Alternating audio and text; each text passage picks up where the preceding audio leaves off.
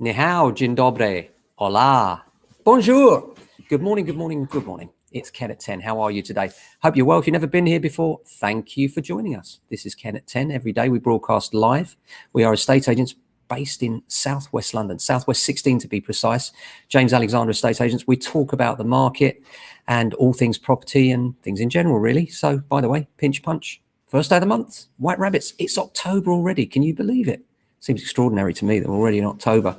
Very weird. So I hope you're having a good day. Weather today in Norbury is very grey and overcast, but no rain. I'm happy with that. No rain, as long as it's not raining, that's all right.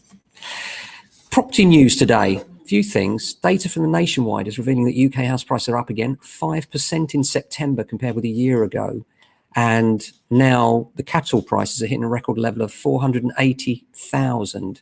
And they're saying this reflects a number of factors. And we've been saying a long time, the most important thing that it reflects is the euphoria since the stamp duty announcement, or the lack of stamp duty, has been massive.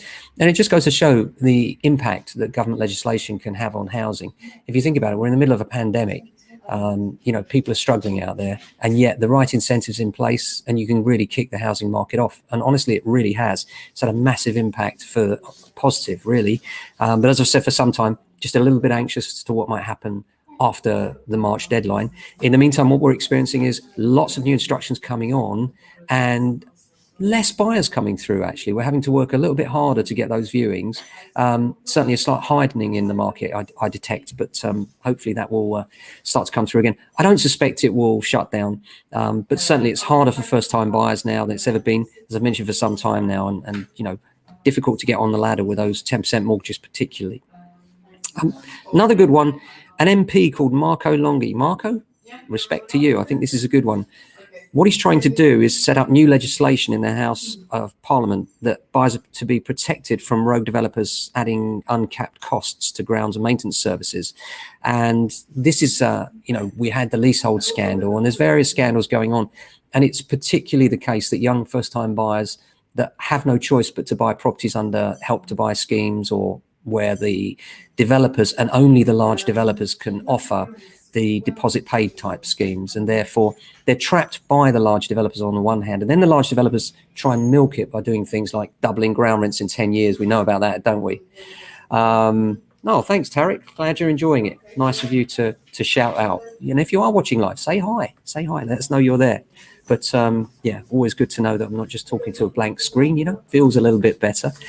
So that's an interesting one. Marco Longhi hopes to establish minimum conveyancing standards. So in other words, what's happening is, and this really annoys me, you get these young first-time buyers, they go along to a developer, and the developer says, yeah, buy that house. And by the way, here's a solicitor we recommend. And the solicitor conveniently forgets to highlight that there are massive problems with things like doubling ground rents and high service charges and uncapped grounds maintenance. And it drives me mad. It's just unfair. It's preying on the innocent, in my view.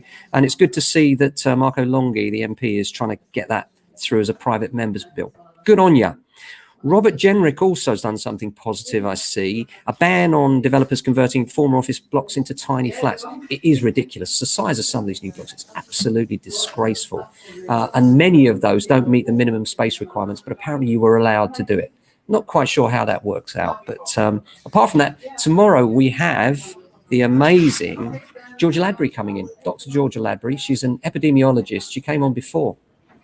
And she actually predicted the second wave in the pandemic right here on this show live way back in May. She said, look, we're going to have a second wave. This is inevitable, and this is what's going to happen.